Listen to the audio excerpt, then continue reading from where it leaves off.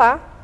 Começa agora o programa Código de Honra, programa este do Instituto dos Advogados de São Paulo, IASP, em parceria com o Tribunal de Justiça do Estado de São Paulo, TJSP. Hoje conosco o desembargador Álvaro Passos, ele que é magistrado desde 1985, desembargador desde 2011 do Tribunal de Justiça de São Paulo, segunda Câmara de Direito Privado.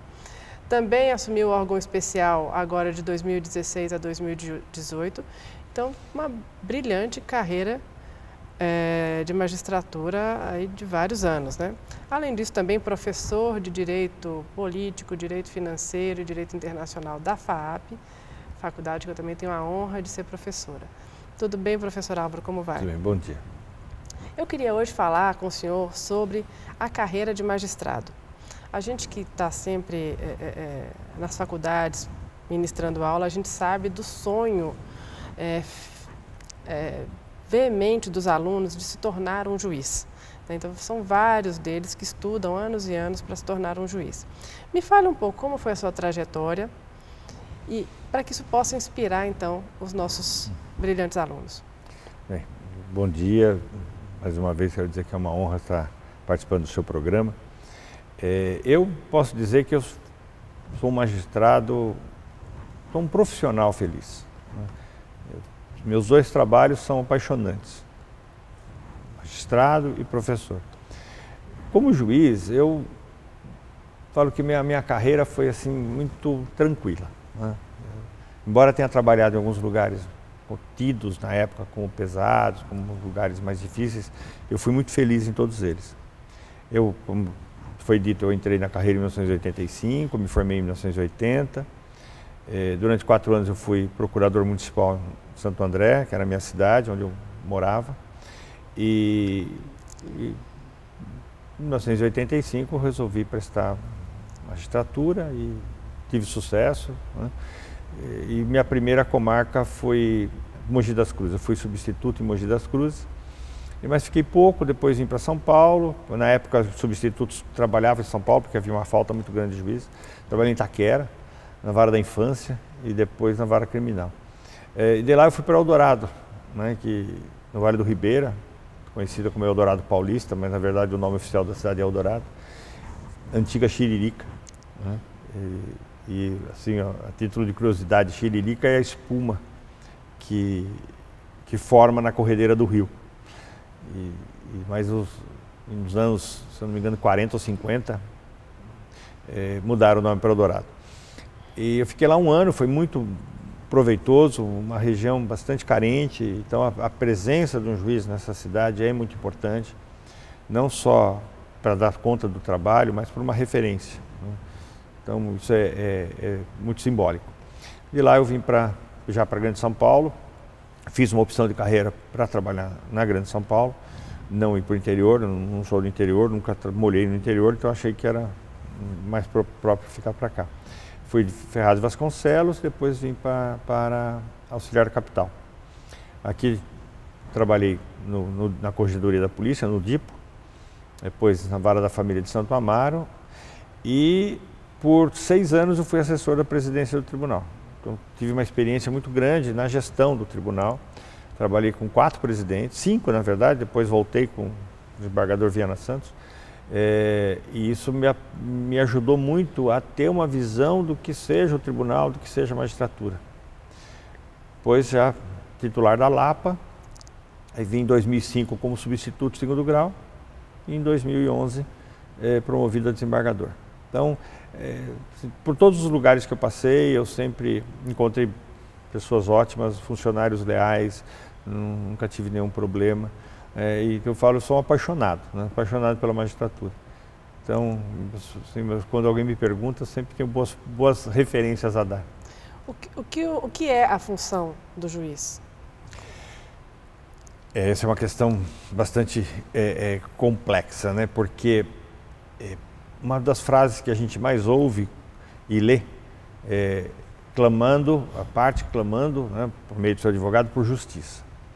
E eu costumo dizer que justiça não é um conceito objetivo, né? Justiça é sobretudo um sentimento. E é muito difícil você entregar ao outro aquilo que ele está sentindo, aquilo que ele gostaria de sentir.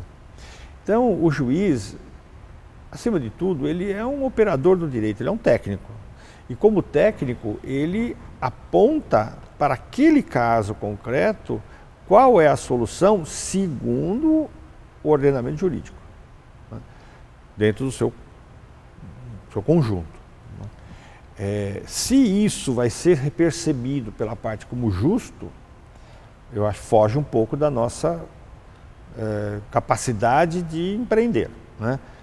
Porque eu falo, quem ganha acha que foi justo, quem perde acha que foi injusto. Então a gente é justo para um e injusto para o outro. Mas o que o juiz tem que ter é consciência do que o que ele fez é o que mais se aproxima da ideia do certo, né? O certo absoluto, acho que é muito difícil, mas se aproxima o máximo possível, né?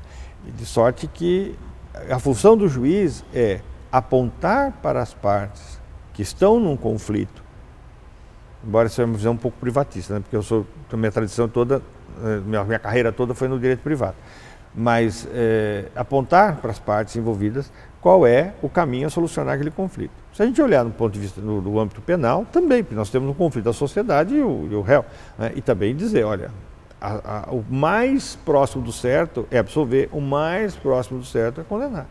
Certo absoluto não dá, porque a verdade absoluta a gente nunca tem, a gente tem a verdade do processo.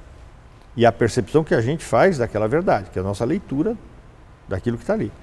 Então, é essa que eu acho que eu tenho para mim que seja a função.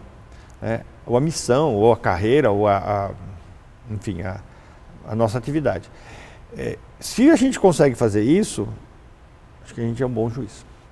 E a vida de um juiz? Como que é o bastidor da vida de um juiz? Assim, no dia a dia, o que muda pelo fato de você ser juiz? Olha, eu vou te contar uma história que aconteceu comigo e acho que isso reflete bem o que aconteceu. Como é que deve ser a vida de um juiz, para mim. Eu estava indo para um encontro de juízes no Clube dos 500, na Dutra, e me excedi na velocidade, um guarda rodoviário me parou. E o meu filho tinha convidado um amigo para ir junto. Ele era pequeno, tinha acho que uns 6 anos na época. E ele vira para o menino e fala assim, eu ouço ele falar assim, não vai dar nada, meu pai é juiz. Eu parei o carro, dei a minha habilitação, o policial disse que eu tinha excedido a velocidade, pois não, que ele ia me multar, falei, pois não. Ele me multou, deu a multa, peguei a multa. Assim que o guarda saiu, eu virei para trás e falei para meu filho, olha, o fato de eu ser juiz não me autoriza a andar além da velocidade. Como eu andei além da velocidade, como qualquer pessoa, eu fui multado. Então eu tenho, mais que os outros, a obrigação de ser correto. Porque sou eu que falo, quando os outros me perguntam, o que é o certo. Então, eu não tenho a possibilidade de errar, né? E se eu erro, eu tenho que pagar como qualquer outra pessoa. Então, acho que esse é o ônus que o juiz carrega. Eu, às vezes, brinco com meus amigos advogados, assim, se um advogado brigar, sei lá, por uma questão qualquer, no supermercado, é um advogado defendendo o seu direito enquanto consumidor. Se o juiz brigar, é abuso de autoridade. Então, eu acho que a gente tem que tomar muita cautela, né? Muita cautela. A vida de juiz é boa?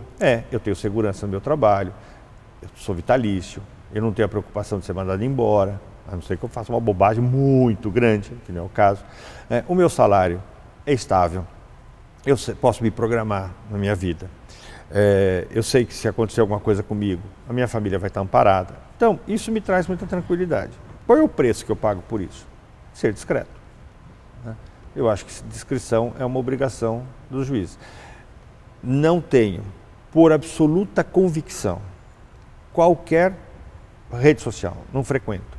Não tenho Facebook, não tenho Instagram, não tenho nada disso. Por quê? Porque eu acho que isso leva a uma exposição desnecessária, né?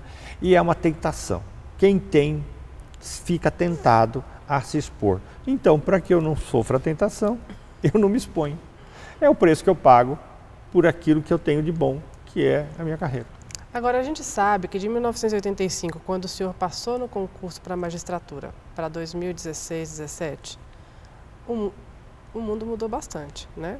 E provavelmente, inclusive, a própria carreira jurídica, as faculdades de Direito colocaram uma série de advogados e alunos de Direito aí com esse sonho tão almejado de ser juiz. Hoje, o concurso para juiz, o senhor acha que ele é bem mais complexo do que os concursos anteriores, que realmente há uma carreira que precisa muita dedicação para se entrar hoje?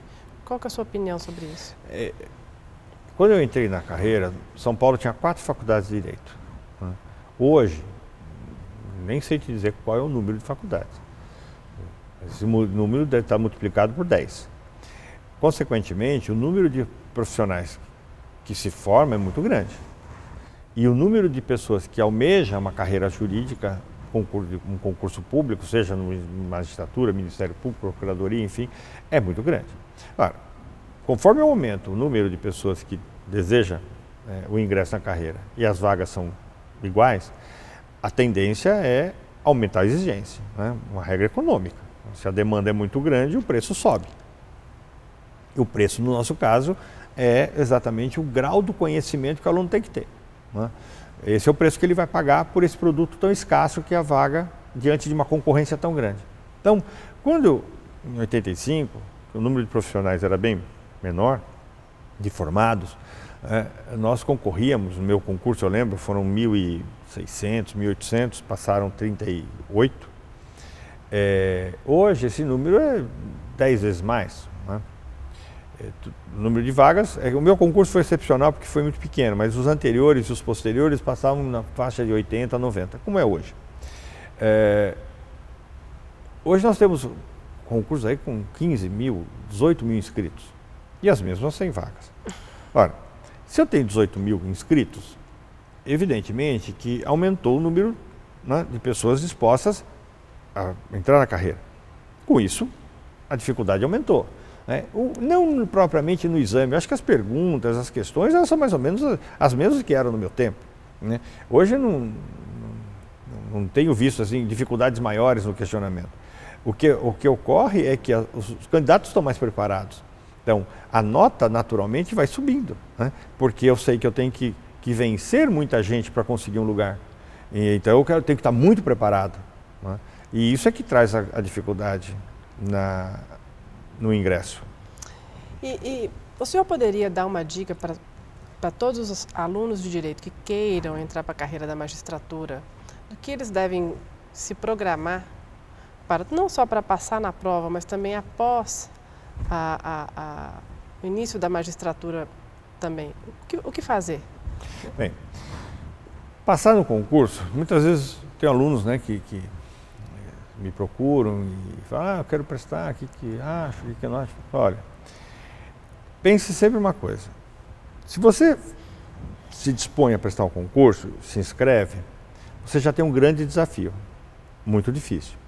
Se você não se inscreve e fica simplesmente pensando que um dia você pode prestar, você tem uma situação de absoluta impossibilidade. Entre o impossível e o difícil, fique com o difícil e não com o impossível. Então, dê início à sua trajetória, vá em frente. Estudar é como fazer exercício. Se não houver foco, dedicação e renúncia, não tem como. Então, a pessoa ela quer prestar concurso, ela quer fazer academia, ela quer viajar, ela quer namorar, ela quer passear, ela quer fazer cinema. Desculpa, não vai conseguir. Não vai conseguir. Por quê? Porque são muitas interferências. Estudar é uma questão de concentração. Cada um tem que achar o seu perfil, tem que descobrir qual é o seu perfil. Eu faço, às vezes, quando esses alunos me perguntam, eu falo, olha, você tem que saber se você é um velocista, um meio fundista ou um fundista. Velocista, toda energia concentrada e despeja tudo de uma vez. Meio fundista, distância média, começa a estudar, se programa e termina. Fundista, vai estudar anos. Cada um tem o seu perfil, né? Longo, médio e curto. Eu fui velocista. Eu comecei a estudar, prestei e passei. Mas era o meu perfil. Né? Não adianta eu querer inverter esse processo. Isso não é nem melhor nem pior. Então, o aluno tem que saber qual é o perfil dele. Primeiro, não ir contra a natureza. Segundo, renúncia. Sem renúncia, não tem como. Principalmente hoje, que a situação está mais competitiva. E foco. Muita concentração, muito foco. Eu quero, eu vou, eu faço. Ah, estou na dúvida. Não vá. Não vá porque não vai dar certo. Né? É preciso ter certeza e dedicação. E depois que entrar, não se imaginar em hipótese alguma que você mudou. Você é a mesma pessoa de antes. Só que agora com um cargo, uma função pública, com seus ônus e seus bônus. Você não é melhor, você não é pior. Você não virou Deus e nem é o diabo. Você é um profissional. E olhe o processo não como um trabalho a mais. Olhe o processo como um espaço onde existe a vida de alguém numa situação de extremo desconforto, de extremo conflito. E faça o seu trabalho bem feito. É isso. O resto, a vida que se encarrega. Né? O que a gente vê é que às vezes, infelizmente, algumas pessoas, e agora no órgão especial tem essa oportunidade de ver, que abandonam um pouco essa perspectiva. Né? Por sorte, é uma minoria da minoria. Né? A maioria dos juízes a maioria dos juízes é muito dedicada. São profissionais que agem, trabalham e exercem a função com muita dedicação, com muito cuidado, né? E com muito preparo. Né? Os nossos juízes são intelectualmente muito bem preparados, até por conta de toda essa dificuldade de entrar no concurso. Bom, eu fiquei assim lisonjeada com toda essa explicação, te admiro ainda mais, tá? Admiro a sua carreira desde sempre, grande amigo e como professor, profissional e desembargador também. Gostaria de lhe agradecer imensamente pela participação nos nossos programas e já deixar aqui o convite para os próximos. Eu agradeço mais uma vez a minha amiga, a professora Fabiana, agradeço ao IASP, né, por essa parceria com o Tribunal de Justiça, que é bem importante para estreitar ainda mais as relações entre o Judiciário e os advogados. Como eu disse ainda há pouco, somos interdependentes, não vivemos um sem o outro. Né? E como é um casamento, né, às vezes tem umas briguinhas, mas é preciso sempre que estejamos atentos para que isso, né, apenas resulte numa melhora da relação e nunca num conflito que se eternize. Né? Eu agradeço bastante a oportunidade, principalmente de falar da carreira do magistrado, que é uma coisa que eu tenho um apreço muito grande e falo para os jovens que estiverem assistindo, os alunos, os advogados recém-formados, ou aqueles que não, mas que queiram vir para a magistratura, tem desafios. Mas olha, como, né, se diz, não tem ganho sem dor. Os desafios fazem parte e um ganho sem desafio não tem valor. Muito obrigada novamente, Dr. Álvaro Passos. E nós encerramos aqui o programa Código de Honra de hoje.